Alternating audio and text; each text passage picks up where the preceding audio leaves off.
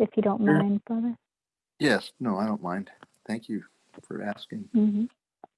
Dear Heavenly Father, please be with Sister Alyssa as she is about to present. And we ask that you guide her, show her what she needs to say when she needs to say it.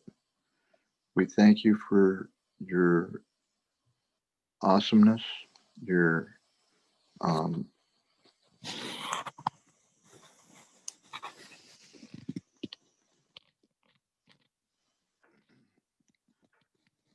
we thank you for all that you do for us.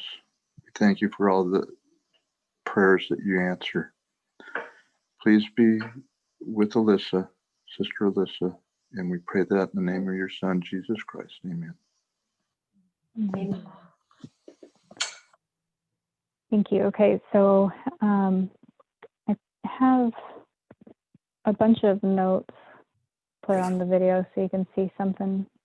I've got an ice pack on, so I'm going to be challenging your critique abilities. Anybody who has a one of those funny little things in the back of their mind that like stops if you see something on a person's face that is odd. I'm just going to put that in your face and say, well, you got to deal with it because I got to wear an ice pack right now.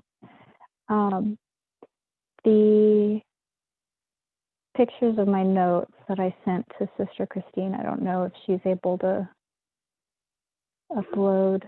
Would you like me to share those? Yeah, just in case the connection, I still don't trust my connection because every once in a while it drops. Okay. And then while you're doing that, because I have a feeling this will be a part two. As I was transcribing, I'm doing the study that Elder tested November 21st, called The Purpose of the Messages.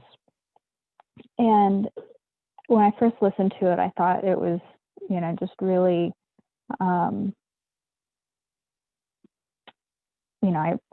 like easy, not basic. That's not the right. What did you do? You made them pretty. I've only gotten through like 5 pages, but we'll go through 5 pages and then we'll go to the pictures. Okay. Okay. Wow. Oh, that looks amazing. Well, I can't really from the big picture that I can see. It looks so much better than my handwritten notes. But just to let you know, I'm not going to be able to see my screen. So anybody who has comments that they've typed in, I'm going to ask that that somebody just say what the comments are, draw my attention to them, and then speak them out because I'm just not going to be able to read them. But so when I first watched the study or listened to Tessa's study, I thought, it's pretty common sense. It makes perfect sense. Didn't really have anything that I tripped over until I started to transcribe, and I started to realize that there's just layers when you really look at something, when you really study something. Elder Parmender said it really well. When you look at something and you think that that's all that there is, you're obviously not seeing the whole thing. And we have to recondition ourselves to get out of that habit, that mindset of seeing everything as all that is, seeing what's in front of us and thinking that that's all that there is. Because delving into this study even more, and she actually, there's kind of 2 studies within this where she talks about the election a little bit, and then she talks more about equality, and going deeper and deeper into things, really, and everything is connecting too, with what Elder Parmenter was talking about today, with the and the Gina Rippon, the scientist, neuroscientist, with the gendered brain being a myth. We have to relearn. We have to recondition ourselves to take a new look, even though we think, oh, I know what's going on here. I really think that this has been, for the last several years, 18 months since the Midnight Cry message, of, okay, even though we've seen a study like this before, we are needing to go deeper and realize that we're not seeing the whole picture yet. So she's continuing. This November 21st study is a continuation of her October 10th study, which is from the same series that she brought out in May. And it's broken up by a couple of camp meetings: Canada, Island of the Sea, which is Fiji, Le Grand Cru, and now, November 21st, she's bringing our attention to the presidential election, since that's an external event that held quite a bit of significance for us, internally as well as externally. Elder Tess has received many comments about the election. One fear is that she's noticed that some people who have not been following her studies are wondering what to make of the election of Biden-Harris. She's quoting somebody saying, she's quoting herself in a response to somebody, how can you understand this response of the Biden-Harris election if you have not been keeping up with the increase of knowledge in this dispensation? So we're being challenged to, this is our continuing education. The message keeps on opening up. There are more and more layers that keep revealing themselves, the more open we are to seeing it. But if we think that we have all of the knowledge, then we're not going to actually be ready or be prepared, because there's so much more knowledge that is it's increasing almost daily, it seems like. So therefore, those not understanding the election outcome is because two reasons. One, they haven't been following the message as it's been developed, and two, had fundamental problems with both the leadership and methodology that we use. So Elder Tess is wanting to give some perspective of how she sees the U.S. election with the context of studies since May. And she takes us first to 1 Corinthians chapter 13, verses 9 to 11. For we know in part, and we prophesy in part, but when that which is perfect is come, then that which is in part shall be done away. When I was a child, I spake as a child. I understood as a child. I thought as a child.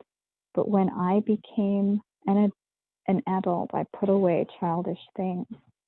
So she's bringing our attention to this quote for, I think, or to the scripture for a number of reasons. First, to illustrate that,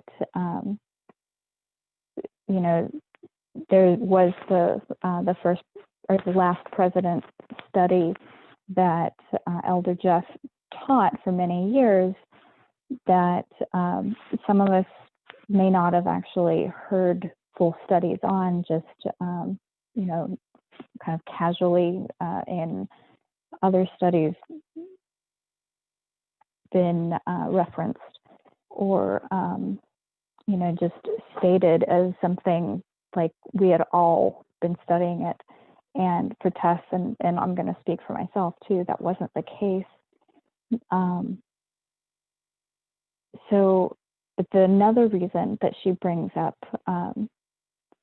the 1 Corinthians 13, 9-11 is because there are levels that we're needing to see that we go through growth cycles of our understanding. Just like what Elder Parmenter was talking about today with the hormones and the plasticity of our brain when we are still in development in the uterus, the chemicals, the hormones create neural pathways that can predispose a baby to male or female. So that's a plastic change. I can't think of the word that he used, but that's like a explosion of neural growth.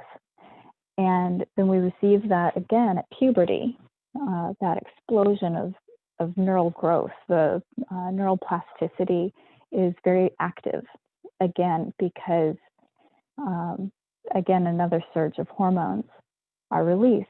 But when we're having a childlike understanding of that hormonal process, then we can see it as creating a genetically male and a genetically female brain. And that's part of the childlike understanding that we have to grow out of, because it's not how things are. That's not the full picture. And just like with the Last President study, she's going to say that there are things that that could be valid about that study, but the main point of that study that everybody kind of clung to was, based on based on a childlike or a childish prophetic understanding. And so now we're needing to mature. We're needing to grow up, so to speak, into an adult prophetic understanding. So I'm going to quote her and saying, sorry, I've got something in my throat.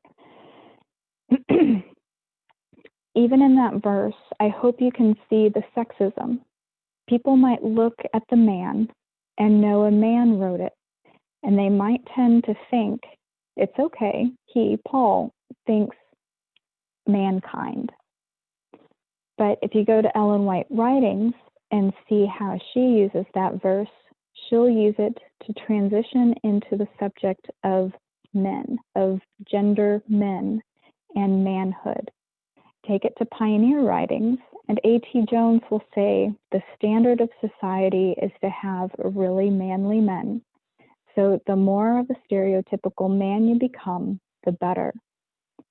So I hope more people are starting to become comfortable, as harsh as it is to verbalize, recognizing the sexism in those writings. It's unavoidable. It's unavoidable that we see the sexism. It's unavoidable that we see the slavery, because those were the issues that for thousands of years Israel was not able to, ancient or modern Israel was not able to move beyond, to form an adult understanding, or first to see that their understanding was childish. So I'm going back to quote her, the same way you find slavery. We need to recognize these issues as we read now. We need to read like adults.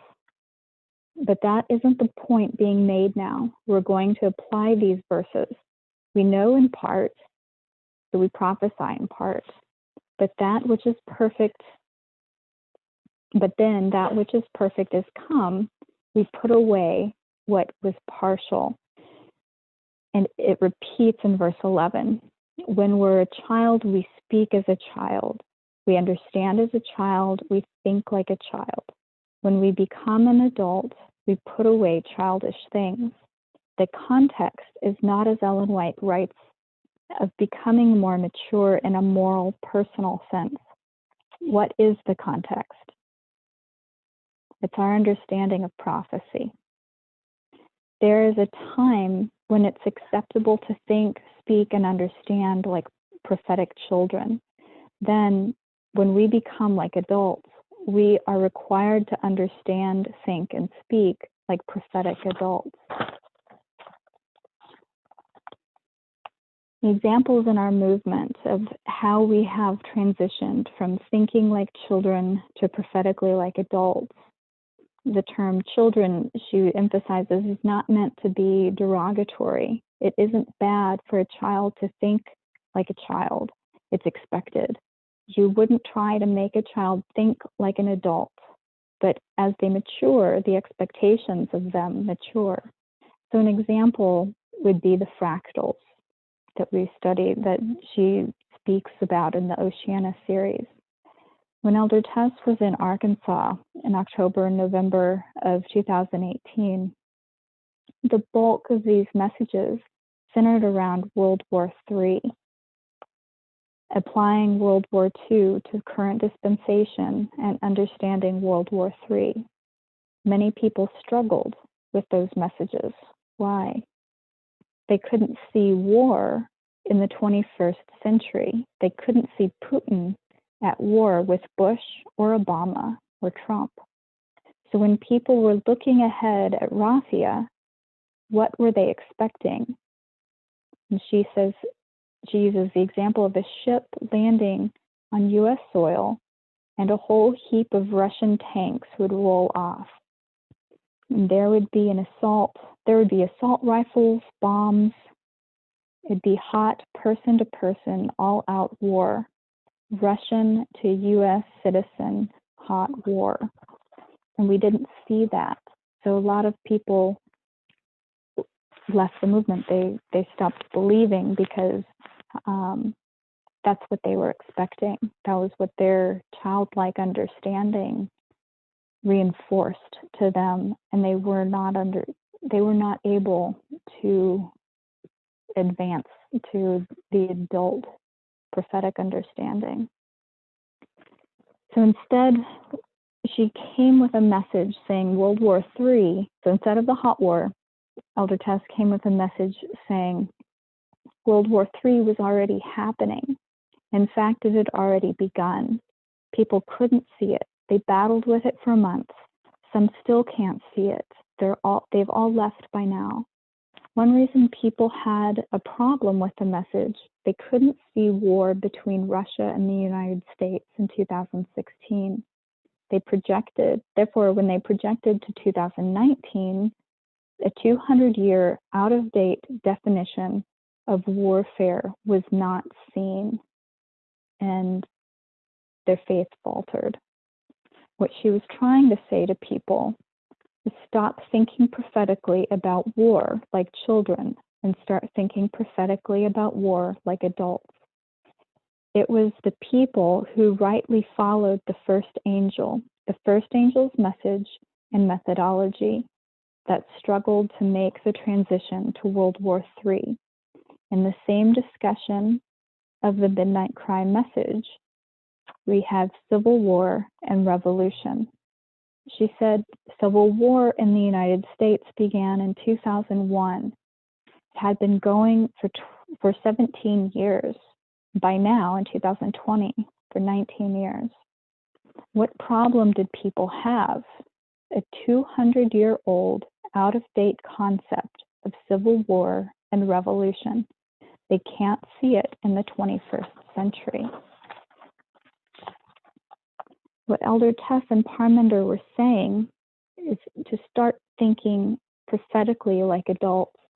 In the time of the Midnight Cry message, we are required to make that change. We have matured as a crop. The work of the latter rain has done that, has helped us to mature. Last year, Donald Trump's impeachment.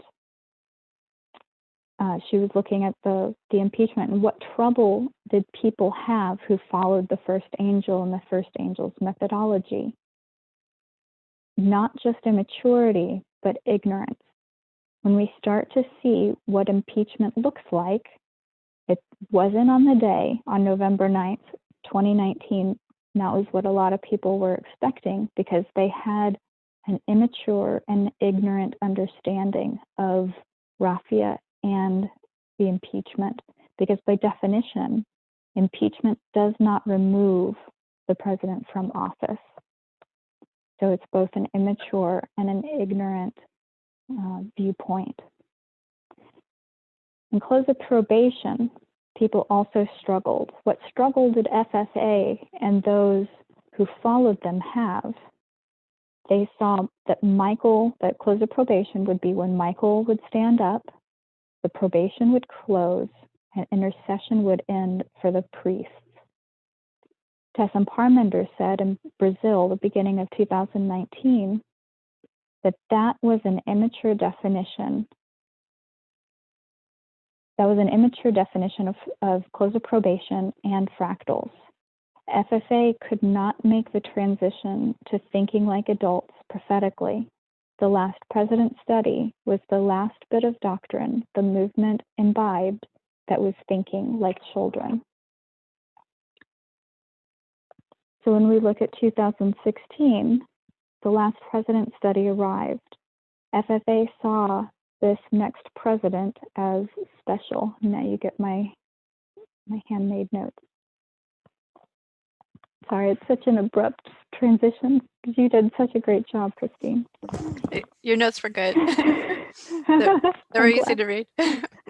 Okay, good. Praise God. So in 2016, the Last President study arrived. FFA saw this next president as special. Instead of looking at this special characteristic as prophetic adults, they took a childish, out-of-date perspective to that study, which may not actually be a valid part of the study. Is there something special about the Trump presidency? Yes. We will look back at whatever happens in the future and see he was the cause to that effect. Same way the election of 1844 was a turning point. Trump represents the 1844 Democrat, the Southern interest, slavery-serving candidate, the turning point of Millerite history. Trump's presidency has been significant and special. He has ended America as we know it. But there's a problem. Taking childish, out-of-date, immature applications to what that looked like. It's one thing for a study to say, this is a turning point, the turning point president. This is someone who will change the face of the U.S.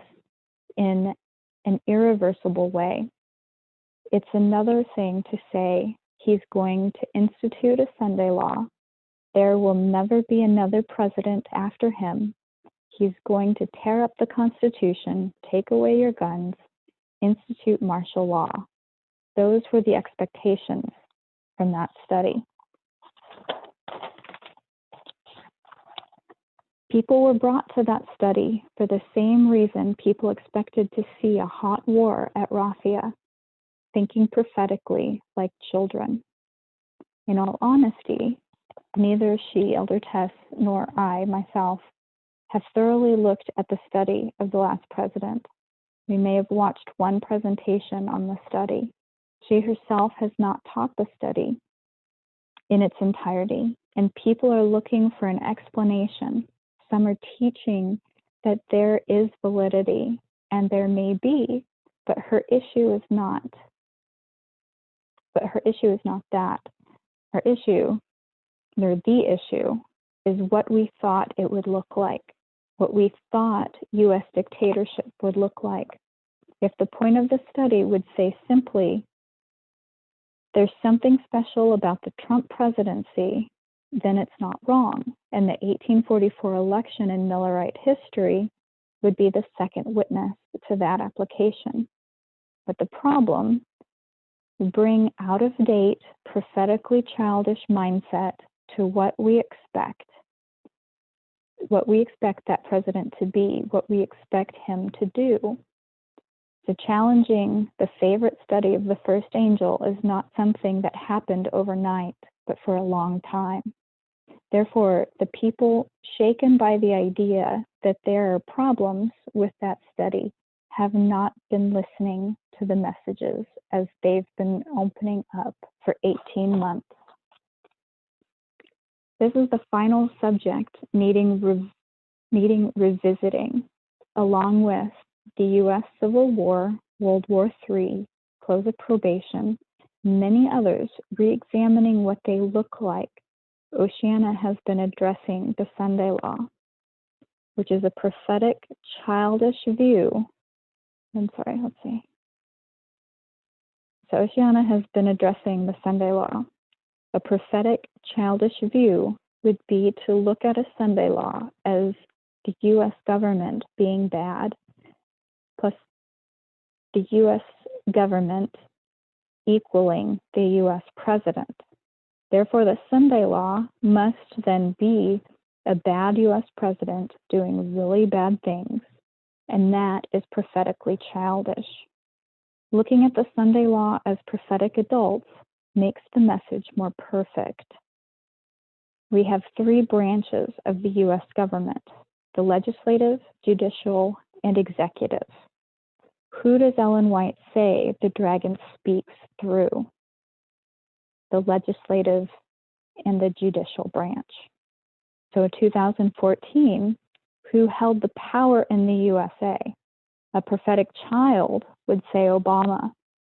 Why Obama? This is why Obamacare was looked at as the Sunday Law. A prophetic adult would say in 2014, who held the power? That would be Mitch McConnell. McConnell held power over legislative and judicial branches. Therefore, 2014 was a Sunday Law not passed by the US president, but enacted through what Mitch McConnell was able to do. And we're looking now at 2021, around January, we have the Georgia legislative runoff. Now we're looking at a unique situation because there are 50 Republican senators, and right now only 48 Democratic senators. So there's 2 senators that could either be Republican or Democrat, depending on how the Georgia people vote. So if the Democrats win Georgia, then we'll have a balanced Senate, and the US VP casts the deciding vote. So Harris can swing the legislature to the Democratic side.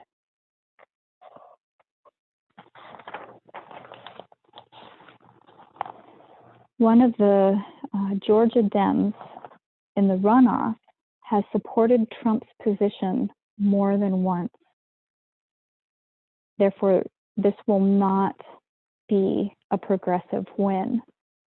A prophetic adult looking at the 2020 election will not see a win for the Democratic Party. They will not see a victory for the counter-revolution.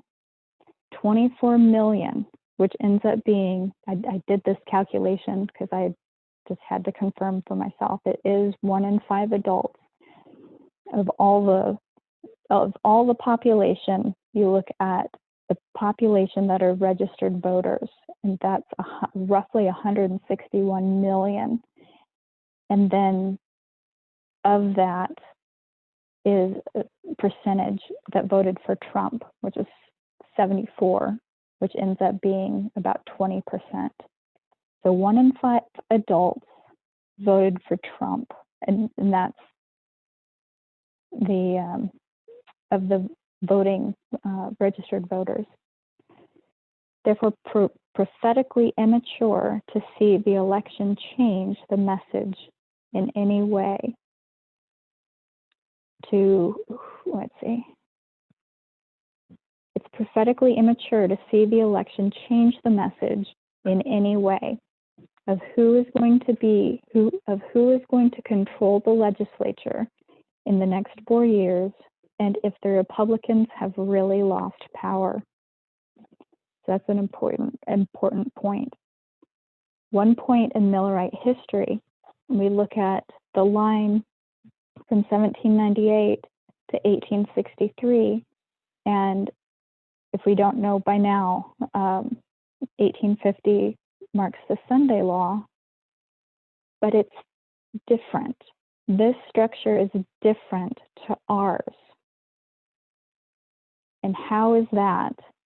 But because there is not 2 calls to a church, the Millerite history shows only 1 call to the church. So below the 1798 to 1863 line would be our priest line, but if we're looking at 1850 in that line, it's not the Sunday Law. It would be Paneum, because the 1848 election would lead you to, let me see, I'm getting a little ahead of myself. So there's 1 call to the church. Therefore, the second advent for the first group is the Sunday Law. I knew I was mixing up my words. So it is the Sunday Law, but it's also Paneum. For the Millerites, there's no Paneum because there's no Levites. In our history, 1850 can be Paneum as well as an application for the Sunday Law. Looking at 1850, but this, okay, so she's looking first at how we see 1850 as wrong, where the Whig candidate, the good party, won. Therefore, Biden would be the compromiser of 1848 to institute the Sunday Law, and that's wrong. What's correct is that 1850 for the priests would be both Paneum and the Sunday Law. Obama didn't institute the Sunday Law in our history prior to Trump. Trump is the turning point president of 1844. Then the compromiser, then following that is the compromiser who's elected in 1848, who institutes the Sunday Law. But a discrepancy in our line versus the Millerite line says that we can't combine those two and say that 1850 is both Paneum and the Sunday Law at the same time. We would have to break those up into different studies. So the Millerite history is also the history of failure. This is why we can't combine both of these, both of those lines. So there are 2 points that she brings out.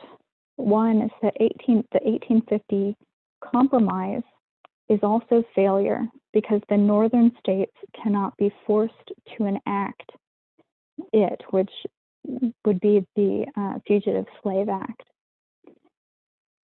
And the second difference to the Millerite history is that it contains a different structure for the priests, and I'm marking the priests as the 1989 line of the priests. So for those priests, our line, 1850 is Paneum and the Sunday Law.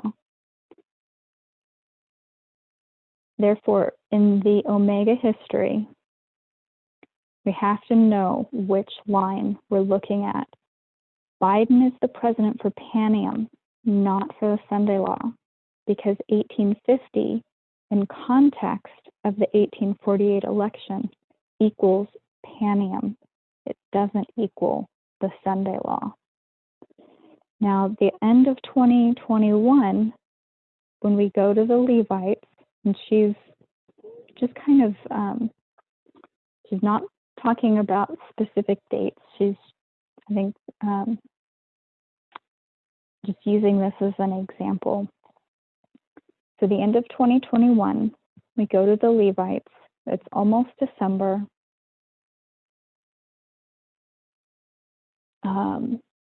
She makes a comment that Pan Am will not come early next year.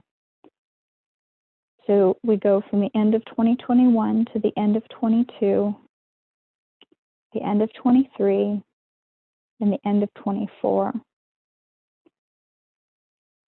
I'm stating that just how she says it. And then she goes and fills in some detail. So our harvest is a tiny 2-year period, 2019 to 21. And if we look at that, how fast has it gone? How little have we done? So if we take that into consideration, when we think about us going to the Levites for, say, 3 years, it's still short. So the end of our harvest being 2021, then she's using the example of us going to the Levites for 3 years. So that would be the end of 2024. And in that time frame between 2023 and 2024, we have a new U.S. presidential election. And this is where she's discussing the Sunday Law. At the Sunday Law, we're already looking at another presidential election. Biden will not run again. He's already said that he will only have one term. So logic says that the Democratic position after 4 years of getting nothing done, because the Republicans, even if the Republicans don't have a majority, they are going to make it very, very hard for the Democrats. I mean, if you think back to Obama's term, the Republicans just really made it difficult for Obama to get much of what he said he wanted to get done. And 2022, we have another midterm election. So that's another chance for more Republicans to come into both the House and the Senate. Sister Alyssa, we have a question. Yes. Yeah. So based on this part right here, the end of 2021, 22, 23, 24, it does get a little confusing. So there's a question. So is Pan Am at the end of 2024?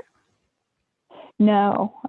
So Pan Am is 2021, right? That's the end of our harvest.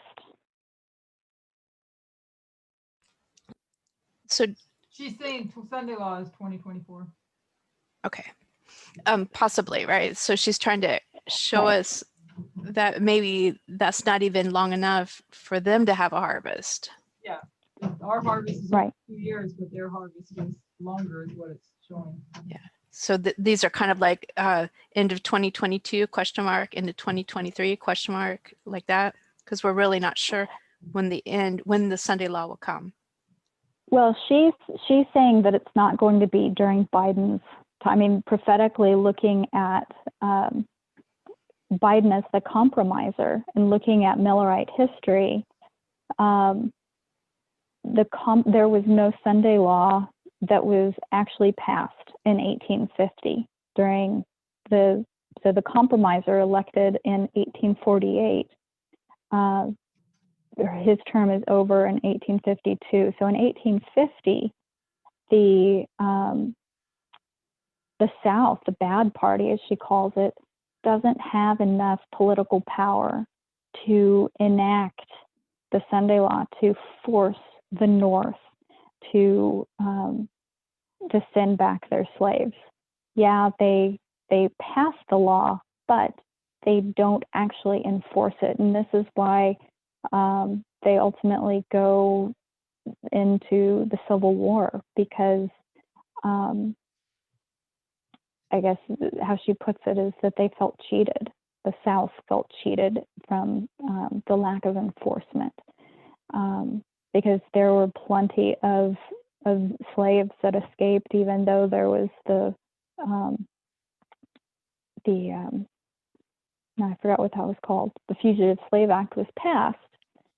It still didn't stop the North from being a sanctuary of sorts, or at least certain people, helping the slaves escape further north. So when looking at the Millerite line and applying that to our time, during that Biden, the compromiser administration, during that 1848 to 1852 timeframe, which for us is going to be 22 to 24, 21, the end of, let's see, so he will be inaugurated the beginning of 21 to, but he, so he was selected the end of 2020, the end of this year. Well, I guess we still have to assume that the Electoral College will vote him according to their states, to how they were certified. But she's saying that it's after Biden that's going to be where the Sunday Law is enacted, because the Republicans are amassing more and more power, but it's not going to be during Biden's time. And she even mentions, if we think Trump is bad or was bad, then we haven't looked thoroughly at Ted Cruz. He's an actual believer of what the right wing is doing, or what they aim to do. Trump kind of just used that political, the evangelical party, the evangelical support. He used that to gain more power rather than actually believing and fighting for them. He did enough. He and Mitch McConnell put a lot of judges in place, which is going to further set up the Sunday Law. But it's not going to, again, the Sunday Law is not going to be a day of worship that's in question. We have to have the adult understanding of the Sunday Law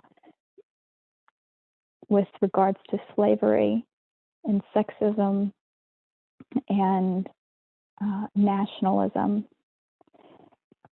So I hope that kind of makes that a little bit clearer. And I think she elaborates on, was there something else? Oh, no, I just say thank you. Yeah, Oh, I was just wondering sure. if they, okay, so they passed the Fugitive Slave Law in 1850, so that's the date of the law, but they didn't enforce it until later. So is it possible they could pass a law while Biden's in office, but they don't enforce it until somebody else comes in 2025? I mean, I guess that's possible. And I know that she's going to get into, she's going to delve more deeply into the election. Her next time to talk is December 19th. And she stated that she's wanting to bring more clarity to the election than what she did on this study. So I'm going to reserve a full answer until I know more.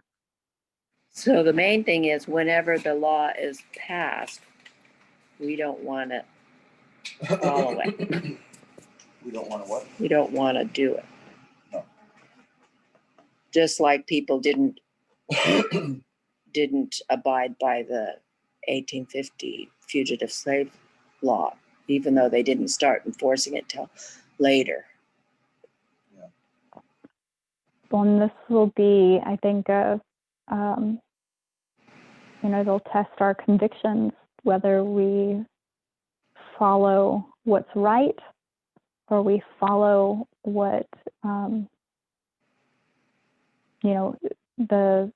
what's right, meaning prophetically, what we know, what we've learned through study, through adult understanding, versus what an authority outside of what we know to be true, a nationalistic or an evangelical authority, even if it's democratic. She's still Elder Tess is still bringing up the point that it's just the same. It's a flip side to the same coin. That they're much more alike. This is not a progressive victory. There are going to be a lot of compromises, even more so than with Obama. Yeah, so like with Obama,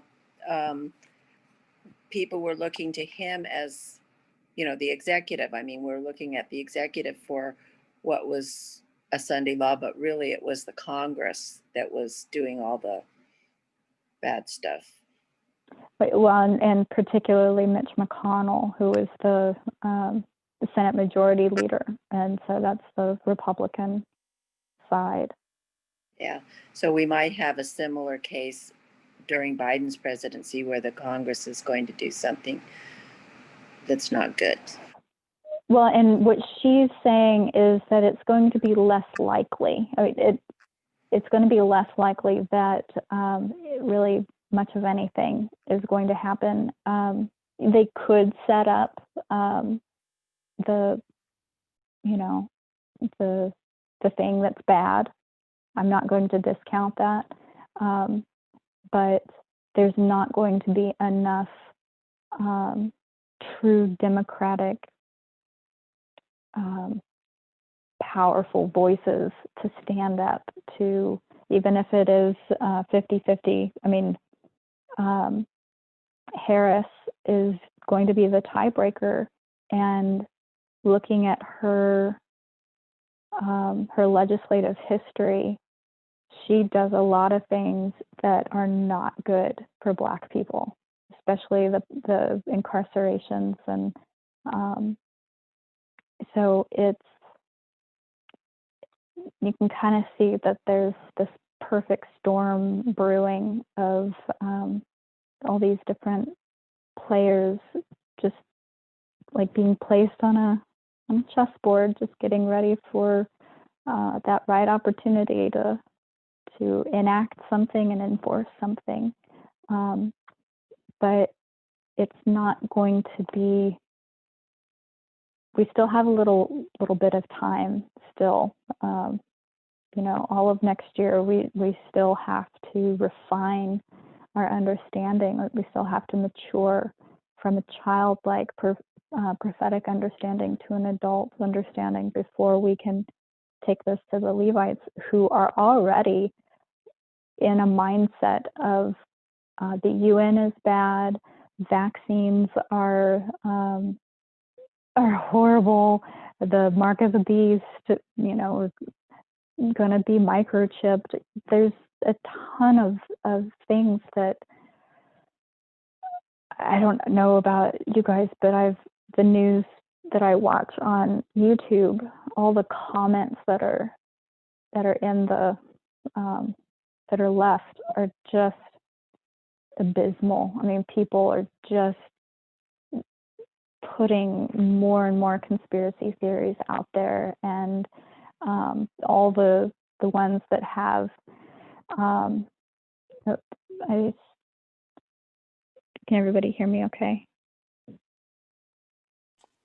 Yes, I can. Yes. I can hear you. Yes. Yeah, Okay. you're okay. I changed my font so I could see the chat bigger, and I saw IPR say that they had no sound, so I just wanted to make sure. Now I lost my train of thought. So were there any other questions? There is a question. It says, Sister Sarah says, now that we know the nature of the Sunday law, how will we persuade the world to join the movement? We won't have to. They are going to be looking for us. That's how I read the lines, how I understand the teachings. My own experience, I should have been an ethnonym, but my choices for seeking truth led me here years, I don't know how many years before I would have otherwise, but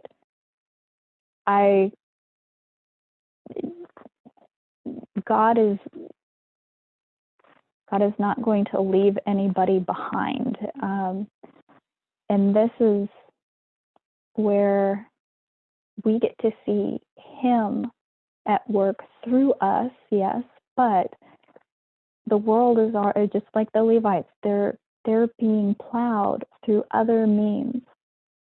They're not taking in our messages directly. They're taking it in passively or secondarily because, as a number of you have said or commented on, over the weeks on the Bible chat, that the comments or not back before that, even just the news articles or the opinions, the op-ed pieces are so similar in wording to the prophetic message. So God is already, the seeds are already sown. They're already being heard. It's just a matter of for us to be ready. And I think that's what we need to focus on. It can be very challenging for others who for so long have been thinking that their sole purpose in life is to look outside themselves and help others. That's not what we're being called to do right now. We're being called to first help ourselves. It's like being on an airplane. If you've ever heard the safety check announcement,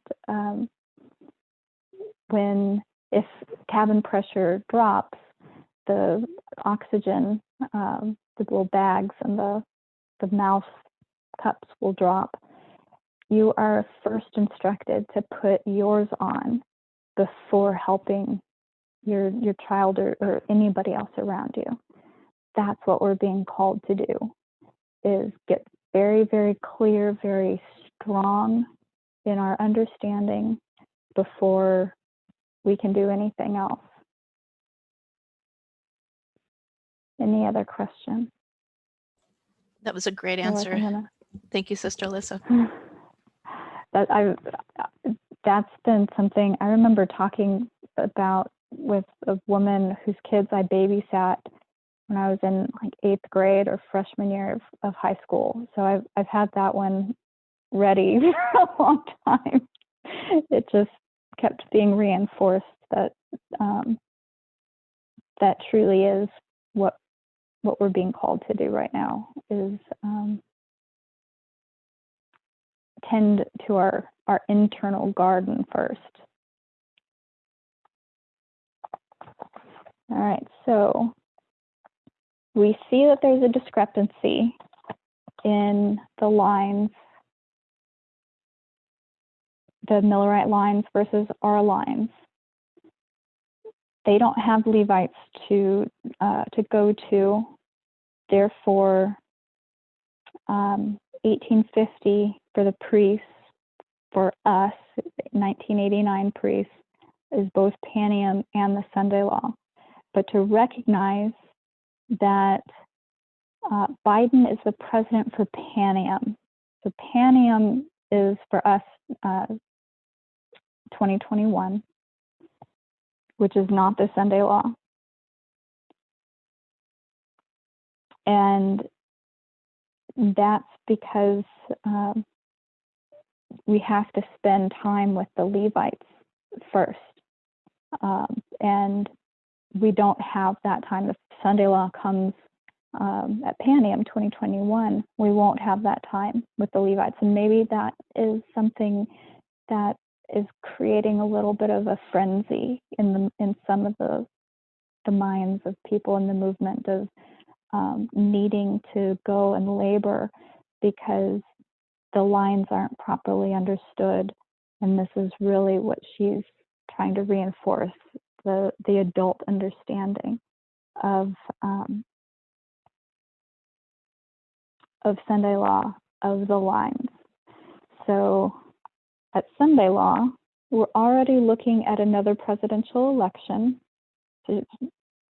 Sunday Law would be after the end of 2023,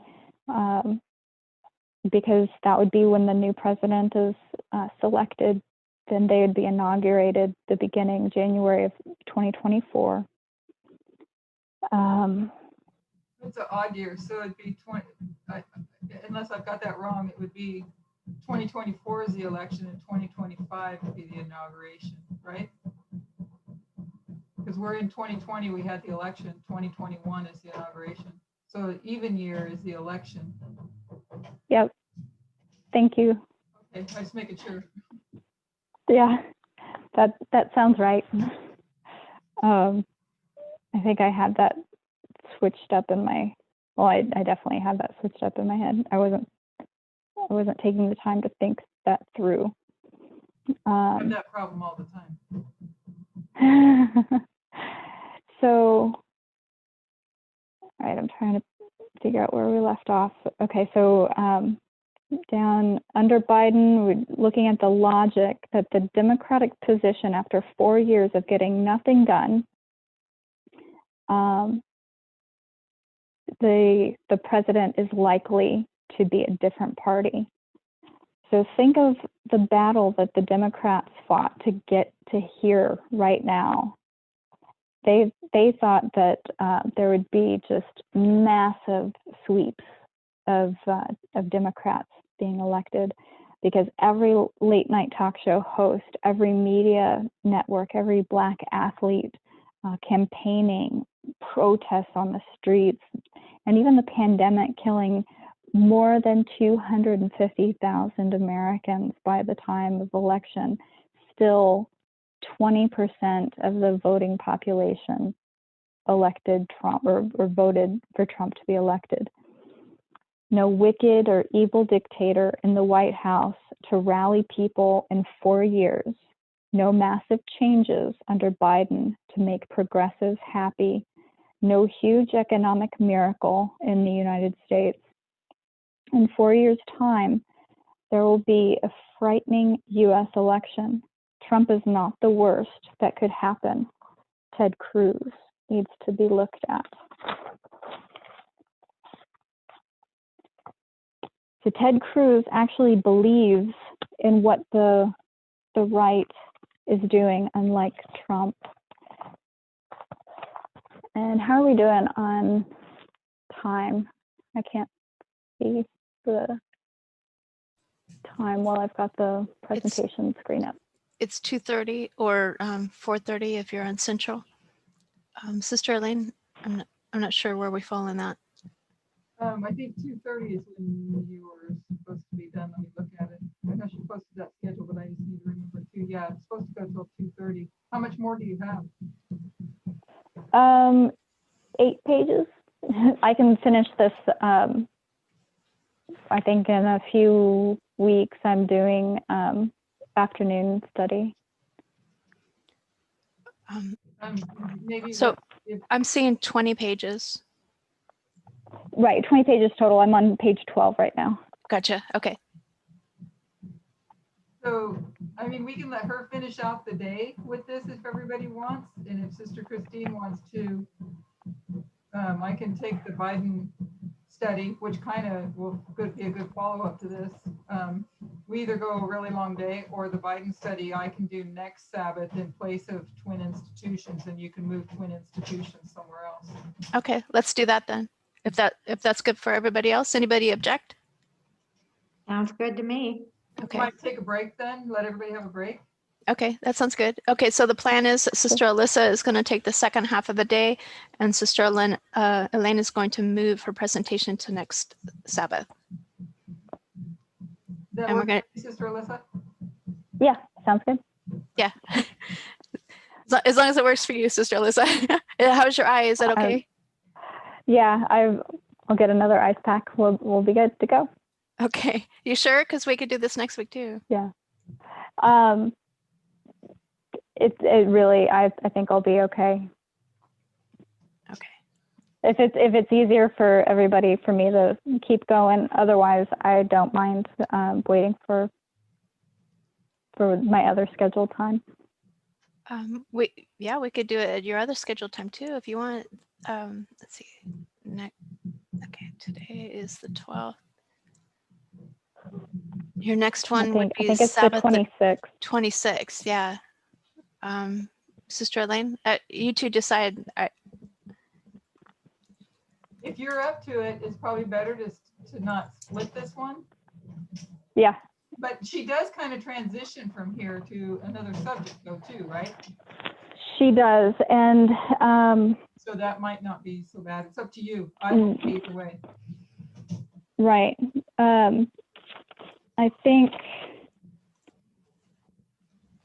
her transition, I've got only, I think, 2 more pages of this, and then she transitions.